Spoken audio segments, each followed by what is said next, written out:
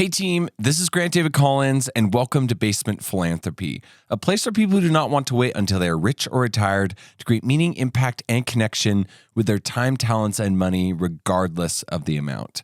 On this episode, we're going to be exploring the exponential potential of giving, so let's get started.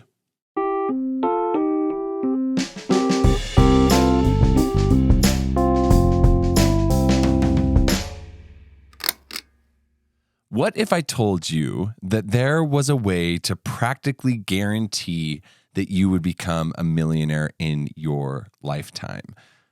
Would you take me up on it? Of course, it would have to be legit. I'm not some sort of crazy salesman over here. But you would like to think that most reasonable people would take me up on that opportunity if they could count on it. But you would actually be wrong, because there is something that is out there that can practically guarantee that people become millionaires. And only about 18% of all Americans are using this investment vehicle. It's called a Roth IRA. IRA stands for an individual retirement account. And this is used to access the stock market and to put money into the stock market post-tax. And once you retire 40 years later or so, you can take it out without taxation on the gains. And so it's a really incredible account, and I'm not going to dive crazy into the benefits or the structure of these accounts, but they can do what I talked about at the beginning. They can make people millionaires in their lifetimes. So why are there so many people that do not take advantage of this opportunity? Well, a recent JP Morgan Chase survey said that the main reason why many people are not investing is because they do not believe that they have enough money. So essentially, individuals are pushing off investing in their futures because of what is happening today. So is this a wise strategy, or should somebody be putting aside what they can, even if it isn't very much right now? So let's do the numbers, as they say. Let's say that you are 25 years old with no money invested within the stock market, especially in this account called a Roth IRA. And let's pretend that you decide that you want to start investing a reasonable amount of money per month, let's say $200. So right now, the yearly average return in the stock market over the past 100 years or so has been anywhere between 8 and 10%. So we'll use this as our calculation. So if you followed through on this plan until you were retired, your $200 per month would turn into just over $1 million after retirement. Now, keep in mind, this is only if you invested $200 a month or $2,400 a year.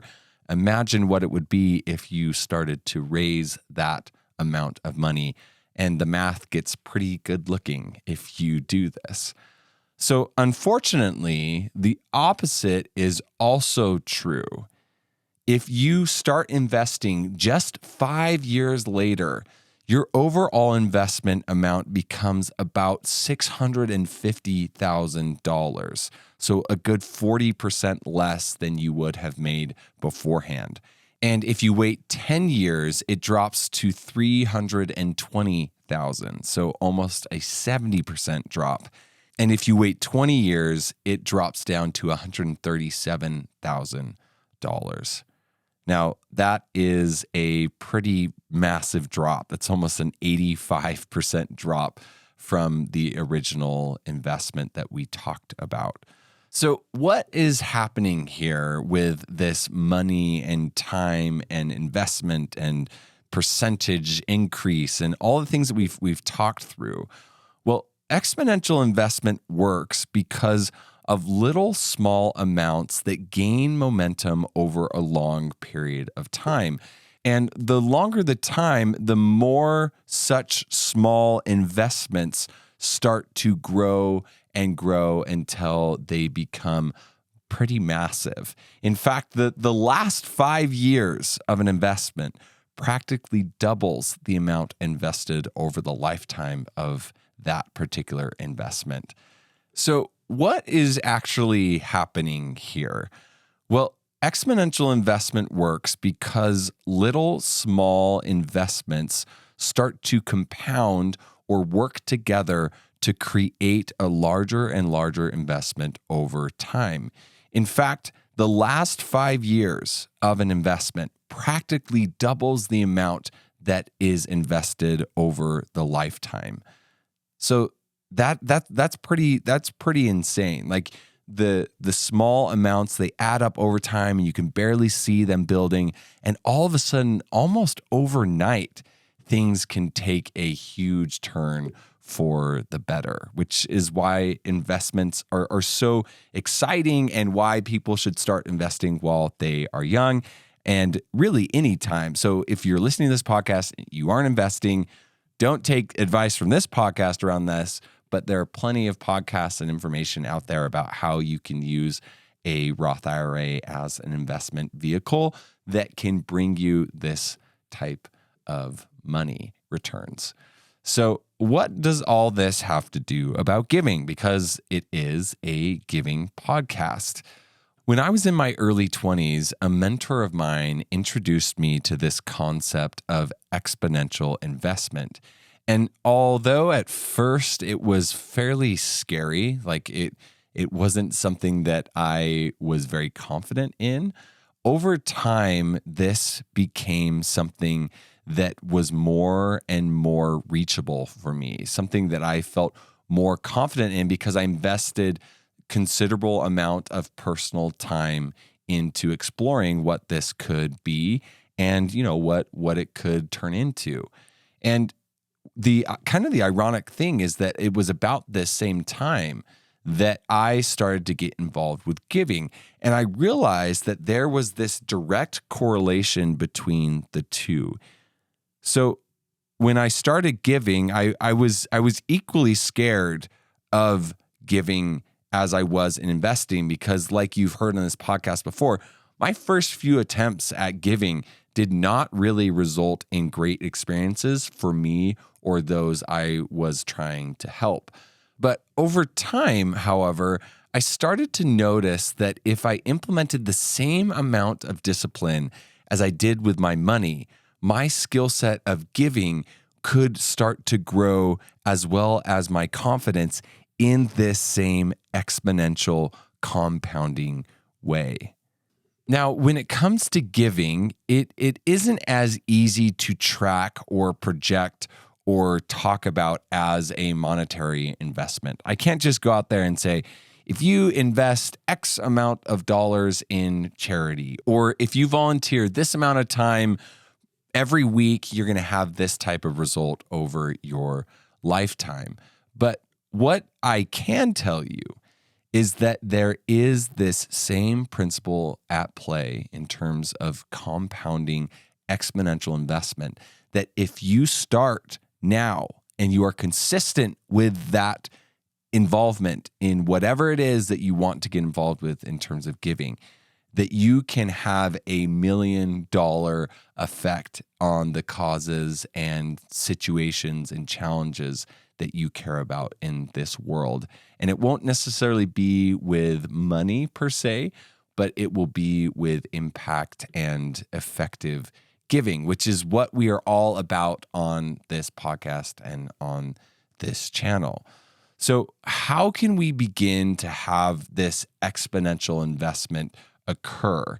And really, it's actually fairly simple. And it's kind of ironic because the simple things always seem to be the things that you should be doing. Like if you think about exercise, or if you think about dieting, or if you think about like sleep, like it really is like the simple answers that drive us to really great results, but they have to be consistent. That is the key about this whole thing.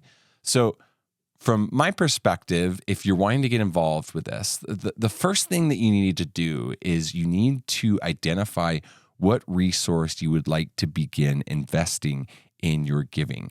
Now, I personally break down the options that an individual has into 3 potential resources: the resource of time, talents, and money.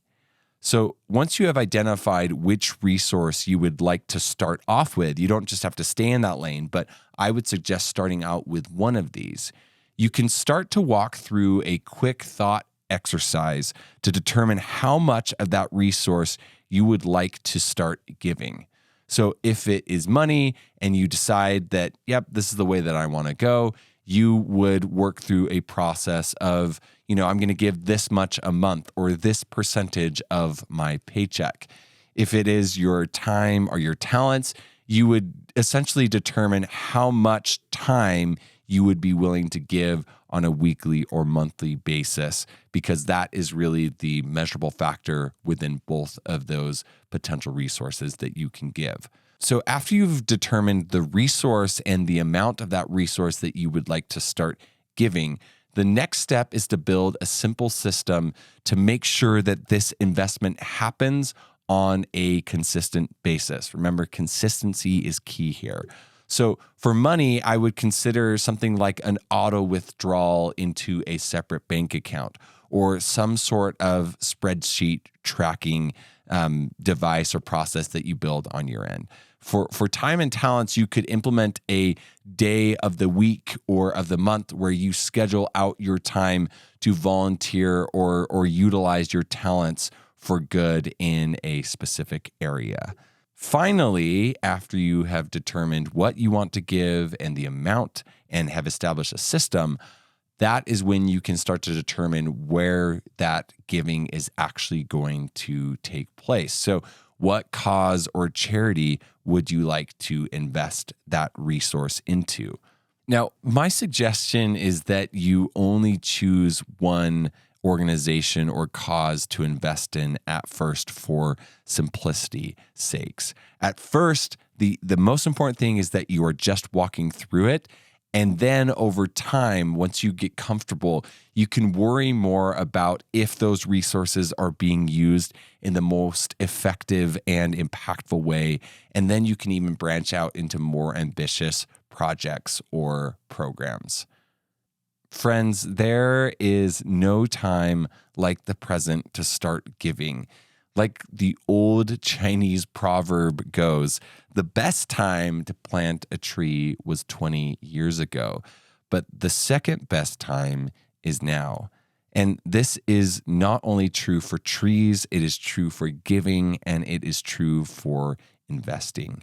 So don't let the sunk cost fallacy dictate your life. Like, I've already lost so much time. I've already, not invested, or I haven't given, and so I might as well just not start. Like, that just isn't true. You can make such a big difference in your life regardless of the time that you start. It's okay to be a little bit older when you get started. It's okay to not know as much. The most important thing is that you start.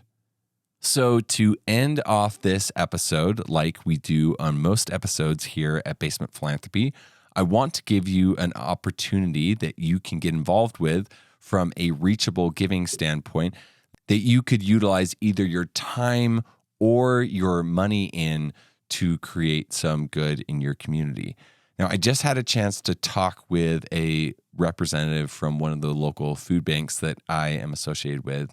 And they said that these months, September and October, are some of the hardest months for them because they're gearing up for the holiday season, and people tend to focus more on giving during the holiday season. And so if they can get to that part of the season, it is great. But this kind of interim section is really challenging. And one of the things that I have heard over and over again is that it is really useful if people reach out to food banks in order to understand what they need. A lot of times they'll need things that aren't that obvious, like condiments or specific cans of a certain vegetable that they don't have a lot of because they can't really choose what comes into them all the time.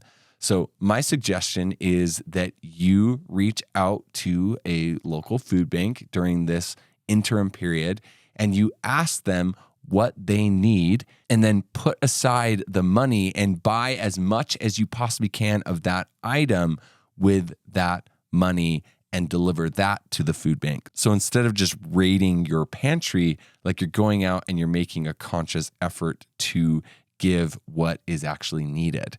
Now, on that same token, people at these food banks need time and talent. So if you decide that, hey, I want to start investing in this area, like they need help with the patrons that come in, they need help separating food. Like every food bank that I've ever talked to needs substantial volunteer and talent help. And so if that is the area that you choose, there's just as much opportunity to help.